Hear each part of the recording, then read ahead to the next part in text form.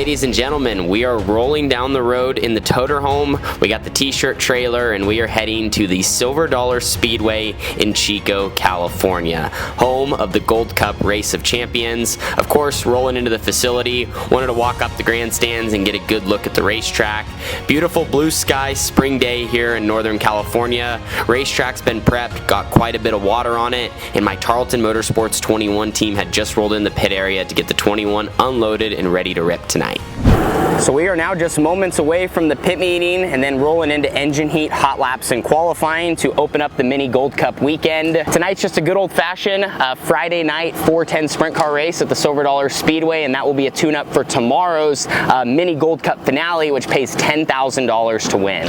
And now walking up to the racetrack, here's a nice up-close look from turns 3 and 4 at this bull ring. Probably been feeling just a little antsy the past 48 hours to get back in the seat. We ran that nice stretch with high limit, and then we had last weekend off just because of weather. Been itching to go again. Nice to be back here in Chico after winning the Silver Cup here in early March. Had never won at Chico before that. Had some kind of mixed results. So excited now that I felt like I had good speed there, put together a whole night. We can kind of transition that into the 410. Of course, quite a few cars here in the pit area, but the job is still the same. Do the obvious things right, hot lap, qualify well, and let that momentum kind of carry you through, and then just go one step at a time. But gonna head back to the trailer, and we're gonna finish getting things ready to roll for tonight with the 21 car.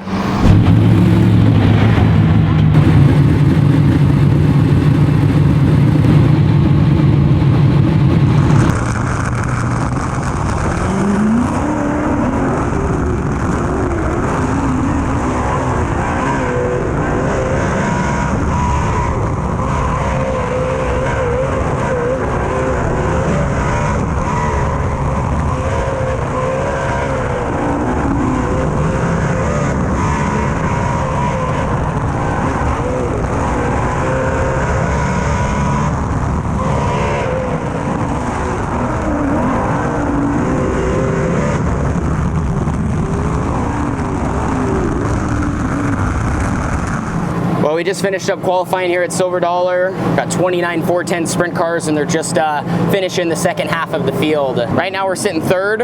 We were second quick when we went out. We were about a third of the way through the field. Dominic Selzy was quick time. We were second. We just got bumped to third. My first lap was solid. My second lap wasn't really that great. Chico's a tight little bull ring, man, and you got to be able to roll around here and carry good speed. And I just feel like we were too snug there, or in other words, too tight. Like I just didn't feel like I could really finish the corner, and I needed to run a little higher up on the track, but it seemed like the higher up I ran, almost the tighter I was, because there's just kind of some fluff up there. And it's weird because sometimes too, when you run too low here, it makes your car tight just because of the shape, especially in turns 3 and 4. So I kind of messed up my second lap from having a shot at being better than my first, but still, like I said, just felt like some of it was because I was fighting my car, just trying to rotate enough. But we're going to end up in a solid position. I think the track might get a little bit better, so keep you guys updated. And like I said, all we could do was what we could do there, lay down the best laps possible, and then that will now set us up for a heat race once they finish the rest of these cars.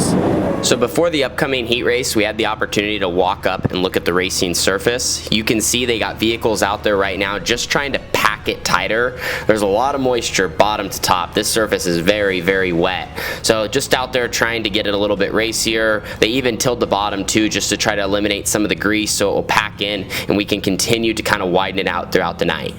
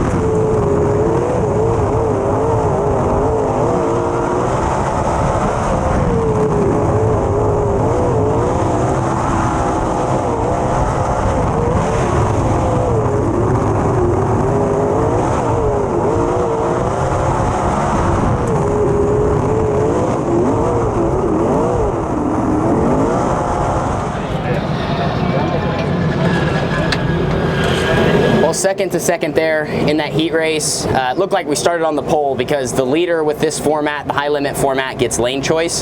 So Dominic Selzy, he qualified better than me. He elected to start on the outside, which was probably a good move. Usually at Chico, it pays off to start on the inside. I mean, unless it's greasy, which today it was greasy. So then guys were kind of trying to elect that outside, get a little better angle at turn 1 and 2. In general, racing surface, it's just, it's super wet. That was a race into turn 1. Like I thought for the bottom, I didn't fire off bad. I was really trying to be as with him as I could to take off.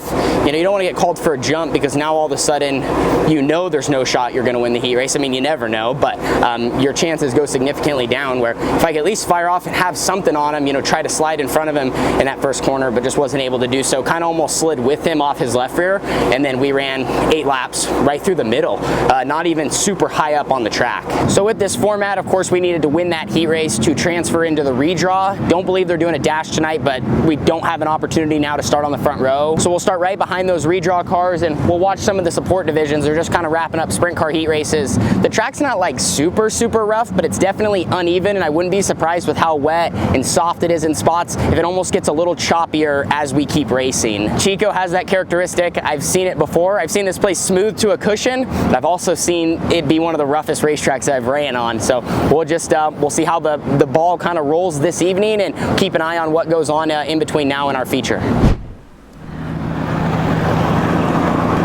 Well, we got a Friday night 410 show, and we got old school Chico. Well, I don't know if it's old school Chico because I, wasn't around 20, 30 years ago, but racetracks definitely got some character. And what's interesting is like walking out there, there's not like a ton of obvious holes or ruts. Like you can see how it's uneven, but I've seen tracks before where guys are laying in the holes on the track, walking around. Well, actually walking out here, it's a little more visible, but they're just kind of trying to pack things tight and allow it to maybe have a shot to slick off. I don't think that's going to happen. They probably don't think that's going to happen either. You can just see there's so much moisture, and even if everyone tried to run lower, it's just going to continue to keep throwing moisture up as the surface is still soft. So we're going to be rolling off from 8th tonight. Definitely one of those situations. I got quite a few tear-offs on. It's going to be a race to the checkered flag. You got to make it to the checkered flag, and really just run smart and try to always put your car in a good position to be moving forward, be on a smooth area of the racetrack, and if you're not on a smooth area, be keeping wheel spin, keep your car moving forward, not tossing the front end, just going straight.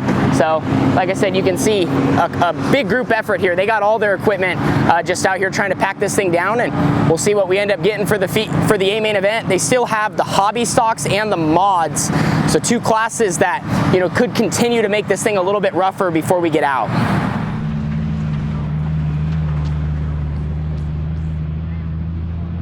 There's a dry spot right there, see it? Shoot for that! Yeah. So walked out one last time after the support classes. You guys can see the surface. It's choppy, it's gonna be rough. We're gonna have to get up on the wheel here for 30 laps to get the best result and survive.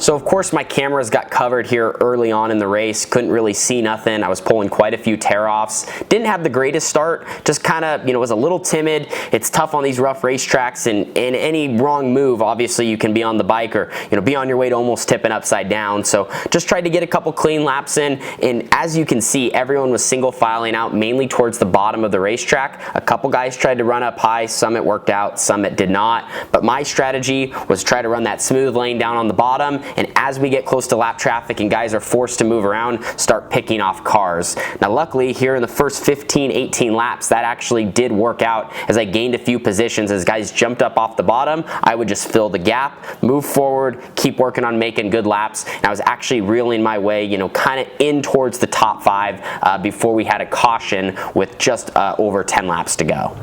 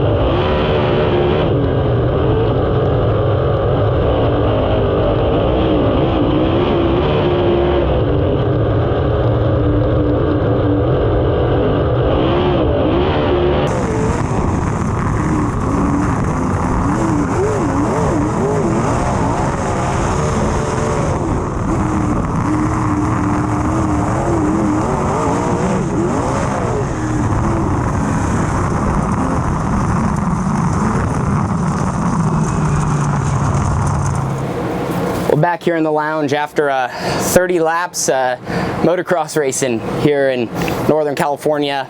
Started 8th, finished 6th. At one point got up to 5th. Kind of was sniffing around 3rd, 4th. Those guys were kind of right ahead of me. Just kind of came down to a few small incidences throughout the race that probably hindered us from running just a little bit better. The racetrack was, man, it's Cowboy up.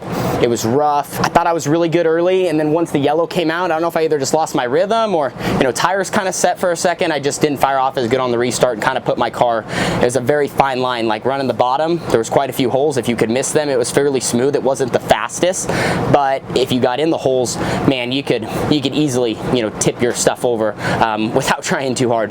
So kind of sucked the surface that we had, but that's just what everyone had. So just Cowboy up, and man, I don't really love racetracks like that, man. So kind of was in survival mode. I felt like most of the race, trying to take the strategy of being there at the end and see with lap traffic. If we could have stayed in traffic, I thought my car was good enough to kind of just sit there and wait for guys to move, and then just try to keep filling the gaps and moving forward. And that's how I got a couple spots early. Ultimately though, on a restart, I kind of maybe made a bad decision. I don't know if I should have started on the inside or the outside, and it just didn't work out in my favor and lost a spot. And looking back, honestly, throughout the whole race, I think the one thing I would have just been a little more aggressive with was trying to move up in 1 and 2. I actually could make some good speed through the holes. Bottom dominant more in 3 and 4, but 1 and 2, I probably lost a little bit of time trying to stay down low. And if I could have searched maybe sooner, that would have allowed me to reel up. You know, like I said, on a racetrack like that, if you can get to the top 3, then you can be more in attack mode. But when there's still a lot of cars in front of you, you're kind of trying to go where they're not and just be there for mistakes, because quite a few of them happen on a racetrack that rough.